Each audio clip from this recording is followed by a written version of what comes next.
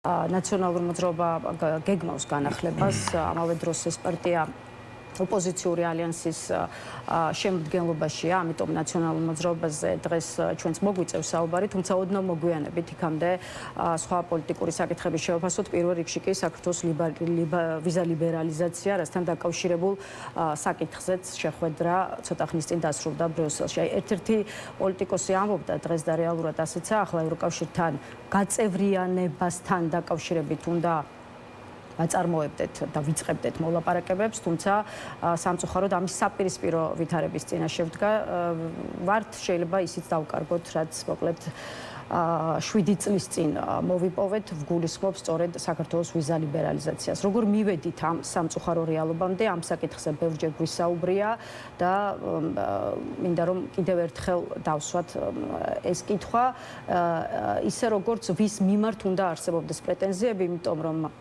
იცით თქვენ ქართული ოცნება მისკენ თითის გაშვერას არ ეთანხმება, ისინი ბრიუსელის მიმართულებით მიმართავენ ისრებს და ამტკიცებენ რომ სწორედ ევროკავშირი იყენებს საქართველოს ვიზა ლიბერალიზაციის საკითხს საქართველოს ხელისუფლებაზე შანტაჟის ინსტრუმენტად. თუ კი ვინმეზე არის აქ ლაპარაკი და ვინმეს პასუხისმგებლობაზე, აქ ცალსახად პასუხისმგებლობა არის ქართული ოცნების მხარეს, ხო? და თუ კი შანტაჟზე არის ლაპარაკი, აქაც ცალსახად შანტაჟის ენას იყენებს ქართული ოცნება ყველა ჩვენი პარტნიორის მიმართ. მეცაც გეტყვით, შანტაჟის ენით ლაპარაკობს ქართული ოცნება ასევე საქართველოს მოქალაქის მიმართაც. ისინი ყოველდღიურად ცდილობენ, რომ საქართველოს მოქალაქე დააშანტაჟონ, მას ჩაუკლან პროტესტის გრძნობა, ჩაუკლან რაიმე კრიტიკული აზროვნების უნარი და ასე შემდეგ და ასე შემდეგ. და რატომ მივედით აქ? პირველ რიგში უნდა მოიკითხონ მათ თავიანთ, ასე ვთქვათ, მმართველობის პერიოდზე, ხო? მათ დღეს მიტაცებული აქვთ სახელმწიფო, მიტაცებული აქვთ აბსოლუტურად ყველა ინსტიტუცია, რომელიც სახელმწიფოს განვითარებისთვის უნდა იღწვოდეს, რომელიც უნდა იღწვოდეს საქართველოს მოქალაქის კეთილდღეობისთვის, მისი უსაფრთხოებისთვის და ასე შემდეგ, ხო? და შესაბამისად ევროკავშირიც გველაპარაკება, ოღონდ ჩვენ არ გველაპარაკება რა. ეს კარგად მინდა რომ ჩვენმა მსმენელმაც გაიგოს, რომ აქ ქართველი ხალხი, საქართველოს მოქალაქე და ქართული ოცნება, რომელიც დღეს სახელმწიფოს სათავეში არის, აბსოლუტურად გაყოფილი არის და ყველას კარგად ესმის, რომ ქართველი ხალხი დგას აბსოლუტურად სხვა მხარეს.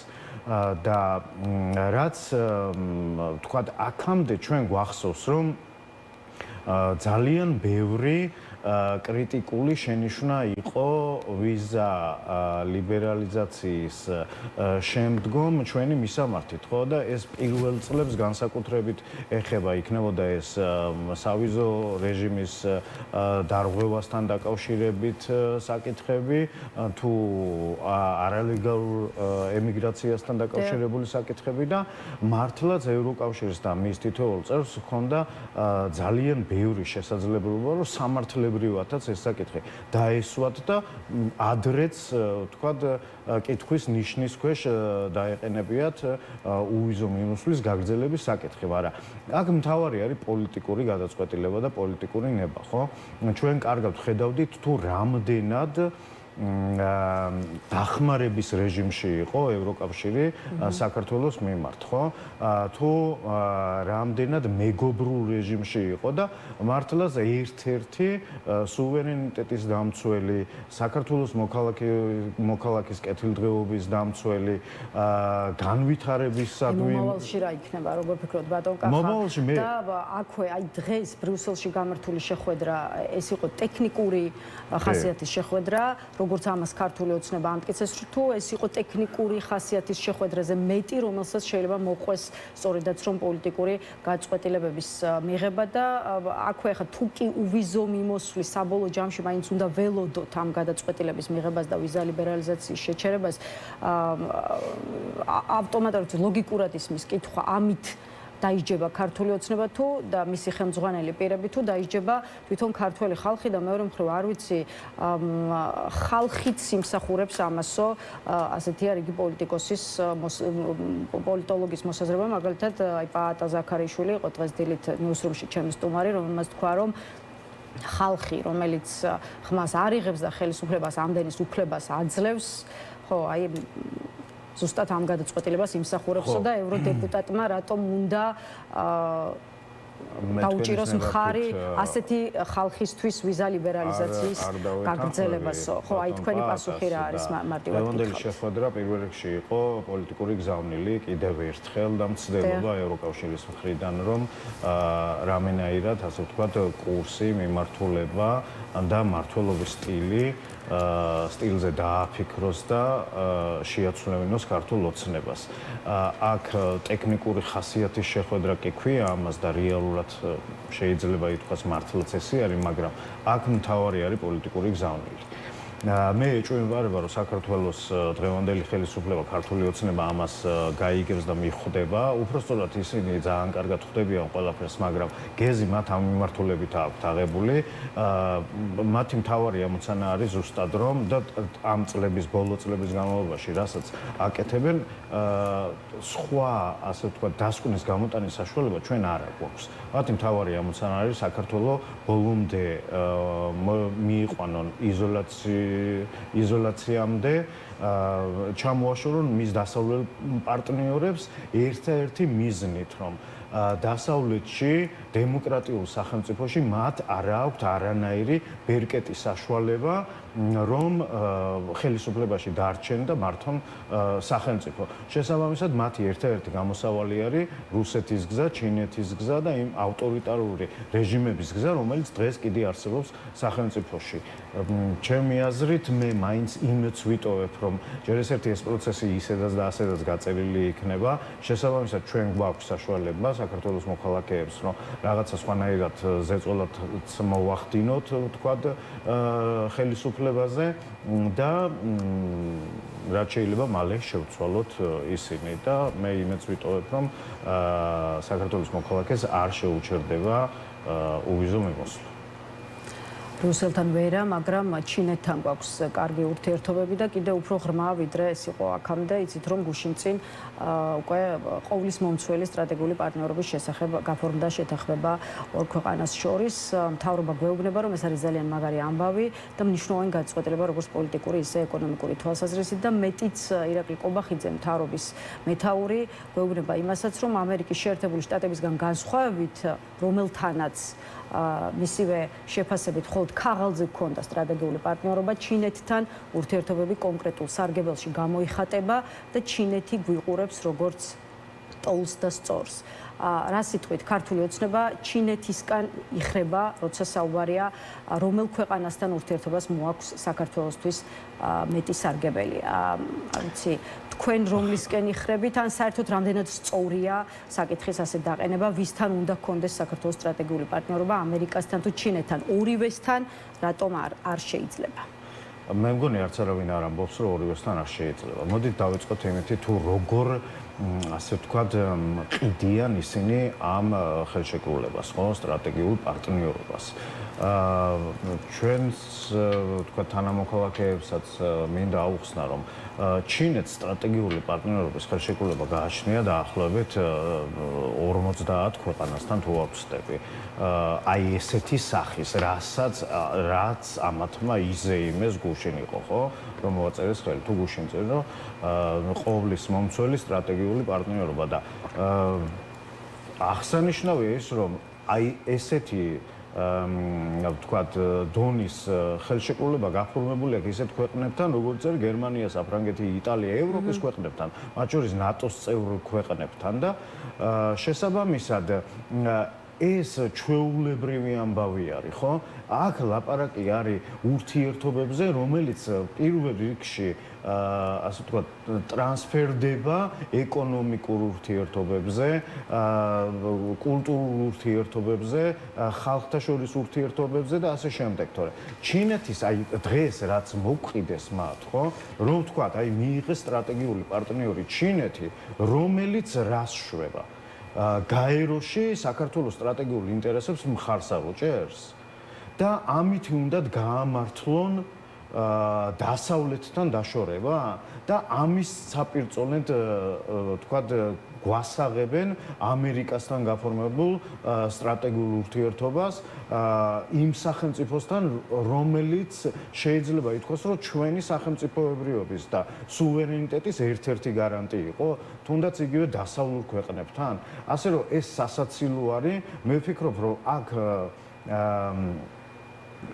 კიდევ ერთხელ თავიანთი ბაბლისთვის, ესე ვიტყვი, თუ კი ვინმე ყავთ კიდე შერჩენილი, თავიანთი ამომრჩევლისთვის არის ეს გზავნილი პირველ რიგში, რომ აი თუ არა დასავლეთი, რომელიც შანტაჟის ენით გველაპარაკება და რომელიც ჩვენ სუვერენიტეტს გვართმევს, მაშინ ჩვენ გადავიხრებით ჩინეთისკენ და კიდე ერთხელ ვიტყვი იმას, რომ ჩინეთისკენ მათ უნდათ რომ გადაიხარონ, ისევე როგორც რუსეთისკენ, ისევე როგორც ირანისკენ, იმიტომ რომ დემოკრატიულ სახელმწიფოში მათ არაფერი არ ესაქმებათ ამ მმართველობით და ამას ვერავის ვერ მიყიდიან რა. მე მგონი კობახიძეც რაღაცა მომენტში ბიძინა ივანიშვილსაც ატყუებს ამითი, რომ აი თუ არ იქნება დასავლეთი, ჩვენ მაინც გვეყოლებიან პარტნიორები და მათ შორის ერთ-ერთი უდიდესი სახელმწიფო ისეთი როგორიც არის ჩინეთი და რა ვიცი, თუ კი ვინმე ამ ტყუილზე წამოეგება, მე არ ამგონია და მით უმეტეს დასავლეთი ამას და როდესაც ლაპარაკი არის, ვთქვათ, იგივე აი საპირწონედ დაყენება დასავლეთთან სტრატეგიული ურთიერთობები და ჩინეთთან სტრატეგიული ურთიერთობები, ხო? ვინმეს უთქვია, რომ ჩინეთთან ვაჭრობაზე ჩვენ ჩაკეტილი გვაქვს და თუ კი ვთქვათ, ევროკავშირში გავწევრიანდებით, უნდა ჩავჭრათ ყველანაირი ურთიერთობა ჩინეთთან. ან ვინმეს უთქვამს, რომ ჩინეთიდან ინვესტიციები არ უნდა შემოვიდეს? მე მგონი არავის, ხო? ესენი აყენებენ ამ საკითხს ასე და კიდევ ერთხელ ვიტყვი, რომ თავიანთი ამომრჩევლისთვის არის ეს პირველ რიგში. ბაროკახა, ჩინეთთან ყოვლისმომცველი სტრატეგიული პარტნიორობის შეთანხმების გაფორმებამდე ერთი დღით ადრე, 8 ივნისს, იცით, რომ ამერიკის შეერთებული შტატების წარმომადგენელთა პალატამ დაამტკიცა კანონპროექტი, რომელიც ადმინისტრაციას ავალებს დეტალურად შეისწავლოს საქართველოში რუსეთისა და ჩინეთის დაზვერვის სააგენტოების მოქმედება, ამიტომ ბევრს დარჩა შთაბეჭდილება, რომ 9 ივნისს, ანუ მეორე დღეს ირაკლი ყობახიძემ სპეციალურად გააკეთა ის განცხადება, რომელიც მისგან ჩინეთის და ჩინეთთან ურთიერთობის საკითხზე მთავრობის ადმინისტრაციაში გამართულ ბრიფინგზე მოვისმინეთ. აი, პირადად თქვენი აზრით, ჩინეთთან ეს ყოვლისმომცველი სტრატეგიული პარტნიორობის გამოცხადება არის ამერიკელების ჯინაზე გაკეთებული განაცხადი თუ არ ვიცი, ეს შეიძლება იყოს დროში დამთხვევა, ხო? რატომაც არა? ხო, ნუ ყველაფერი შეიძლება, მაგრამ მე ვფიქრობ, რომ ზუსტად უბრალოდ ჯინაზე არის გაკეთებული, ისევე როგორც დღეს ჩანიშნული, ვთქვათ, სასამართლო პროცესები, როდესაც დელეგაცია იყო ბრიუსელში, ხო? აქ დამთხვევა წარმოუდგენლად მიმაჩნია და კიდევ ერთხელ აფიქსირებენ იმ ენას და უბრუნდებიან, რომელსაც შანტაჟის ენა ქვია. ისინი ცდილობენ, რომ რაც შეიძლება ეგრეთ წოდებული კოზირი დაიჭირონ თავიანთ ხელში დასავლეთთან სალაპარაკოთ. ეს კოზირი ნამდვილად წარმოადგენს კოზირს თუ არ წარმოადგენს კოზირს, ხო? ამას ალბათ არც ფიქრობენ. და ეს ვაჭრობა სადამდე მიიყვანს დღევანდელ ხელისუფლებას. ნუ მაგას კარგად დავინახავთ, მაგრამ მთავარი აქ არის მაინც საქართველოს მოქალაქე რა. ანუ ჩვენ როგორ ვაფასებთ ამას ყველაფერს და მე ვფიქრობ, რომ კიდე ერთი ვთქვა, იგივე აი ჩინეთთან დაკავშირებით, ხო, რომ გავაგრძელოთ და ერთ-ერთი თემა იყო ამ დასავლეთის შანტაჟთან დაკავშირებით, ყოველდღე გვეუბნებიან, რომ აი დასავლეთი გვეუბნებოდა რუსეთთან უნდა დაგვეწყო სანქციები, უნდა ჩაგვიჭრა ყველა გზა, გვიბიძგებდნენ მათთან ომის წარმოებაზე და ასე შემდეგ.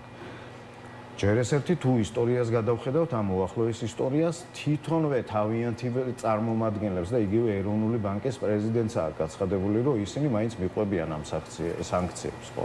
შევხედოთ ევროპის ქვეყნებს, მათაც კი არ შეუწყვეტიათ, ხო? ვაჭრობა და ურთიერთობა რუსეთთან.